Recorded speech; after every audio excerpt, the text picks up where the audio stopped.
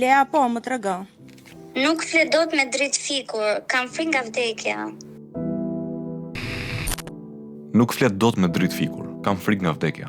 Shoh ëndra dhe trembem, zgjohem e friksuar me zemrën që më shpërthyn kraharorin. Edhe dita është një makt më vete për mua. Kam frikë për çdo gjë që bëj. Edhe një sken filmi e lidh me vdekjen. Jetoj me ankth dhe nga stresi jam shumë ndoshur. Fillova të ndihem kështu 8 vite më parë kur humba babain. Ai iku për 3 ditë në moshë të re, nga një hemorragji cerebrale. Nuk e putha dot sipas traditës kur doli arkivoli nga shtëpia, se më dukej e vështirë. Nuk e qava dot sa doja dhe për këtë jam gjykuar. Çdo dhimbje e kokës time sot e lidh me ikjen e babait. Dhe ndjej se do vdes të unë si ai. Jam 29 vjeç dhe e stabilizuar në jetë, por kam frikë të jetoj nga ndjenja se mund të vdes në çdo moment. Nuk e di nëse është normale të jesh e rrethuar me terrorin e frikës nga vdekja, por një gjë e di me siguri. Dua të ndryshoj, por nuk e di se si.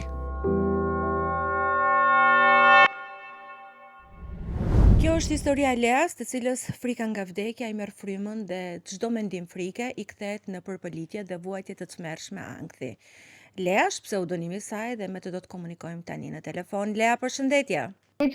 Lea, si fleti sot, 8 vite pasi babai yt ka ndëruar jetë? Sot mundohem që ta menaxhoj pak pjesën e ankthit që më kapron çdo ditë dhe ka raste që kur çdo kush mund të zgjohet në mëngjes, të nis ditën bukur, të bëj diçka të re ose thjesht të marr rutina e ditës. Ka ditë që kur zgjohem, gjëja e parë që ndej mund të jetë frika.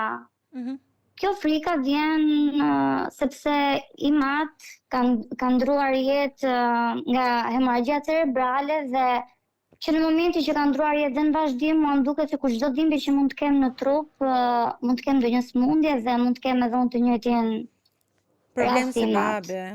Kur të filluan këto simptoma? Këto kanë filluar, le të themi, pasi shtëpia nuk ishte më me njerëz, sepse mbas vdekjes së Timeti, normalisht që vinin njerëz, kisha edhe gjyshe nga ana e mamit dhe isha disi me njerëz. Në vazhdim, më ndodhte zakonisht kur isha vetëm më shumë. Më vinin mendime negative më së shumti. Dhe netët kanë qenë më të vështira se sa dita?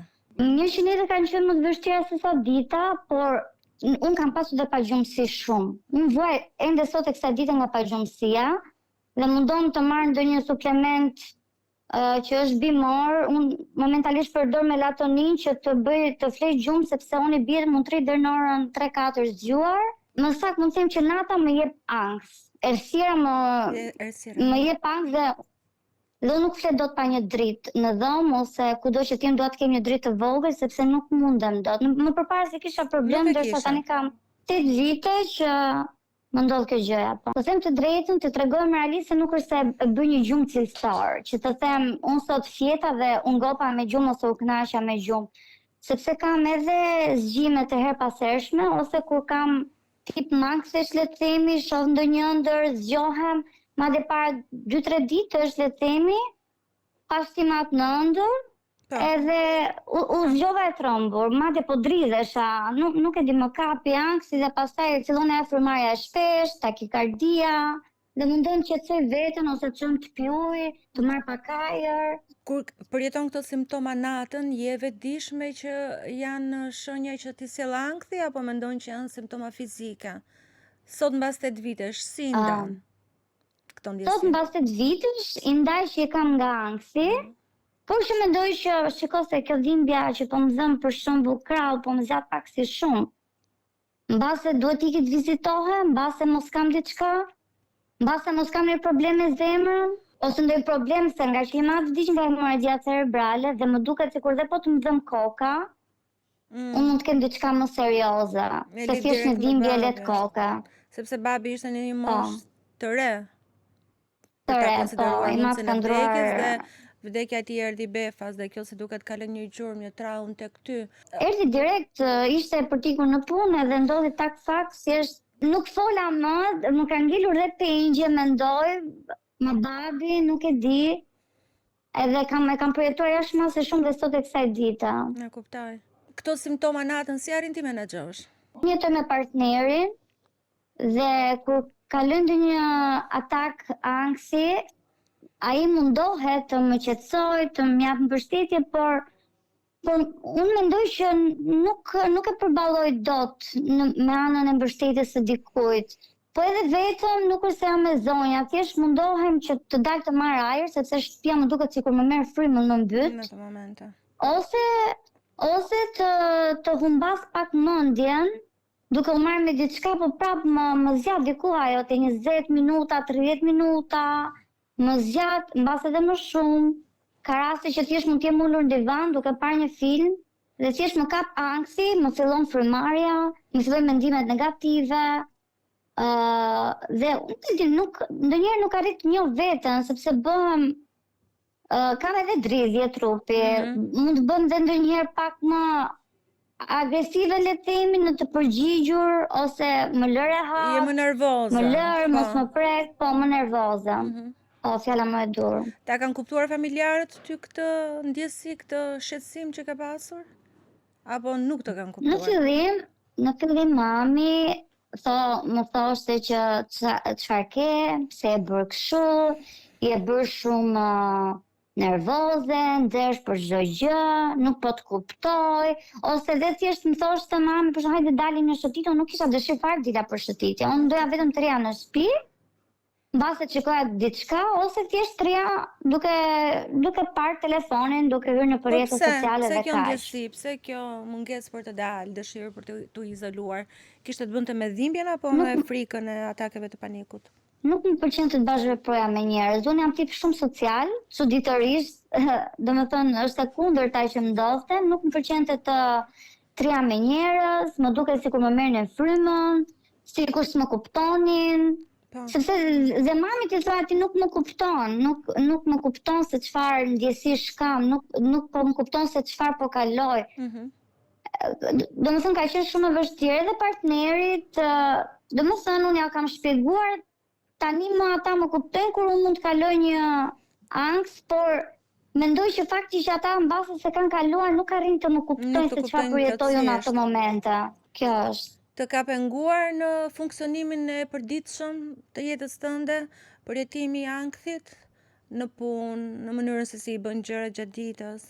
Po, më ka penguar shumë se përveç se më ka filluar ankthi, është edhe pjesa që unë edhe të jem me makinë, duke ikur diku, më duket sikur do bëjmë aksident nga momenti në moment, edhe unë do vdes, do largohem nga kjo botë dhe kaq, mbaroj. Dhe kjo më ndodh çdo herë që unë jam në makinë. Çdo herë.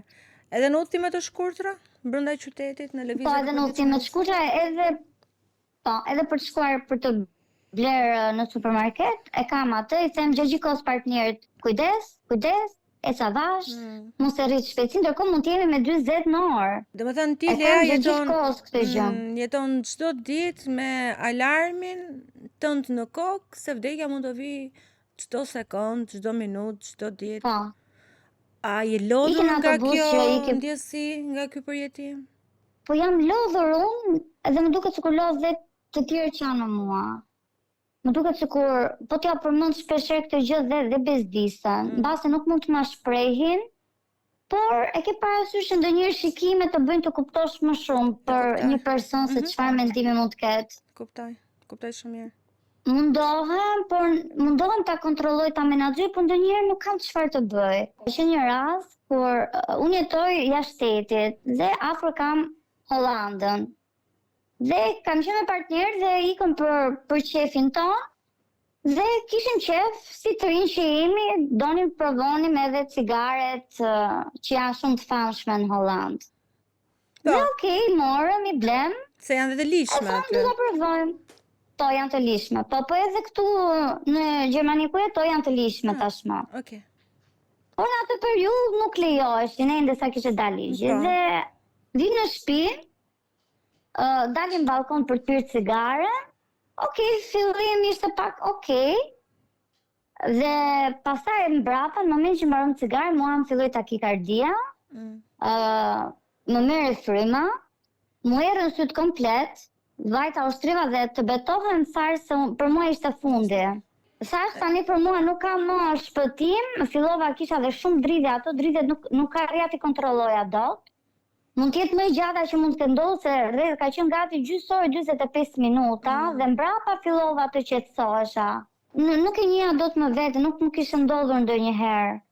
Unë ja vura normalisht fajin cigares, sepse normalisht që ndikojnë edhe substancat narkotike tek gjendja e ankthit, dhe ka qenë lehtësimi ataku i fortë, më thënë, i ankthit më i fortë që mund të kem përjetuar.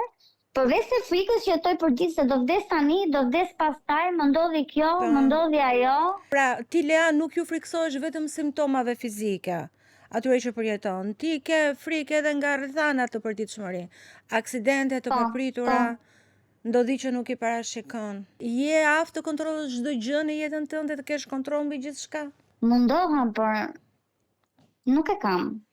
Nuk kam kontroll tek vetja ime për këtë gjë, edhe pse përpiqem shumë, nuk mendoj që kam. Nuk e. Dua të kuptoj pak si ka qenë marrëdhënia jote me vdekjen, përpara se babaju të ndronte jetë.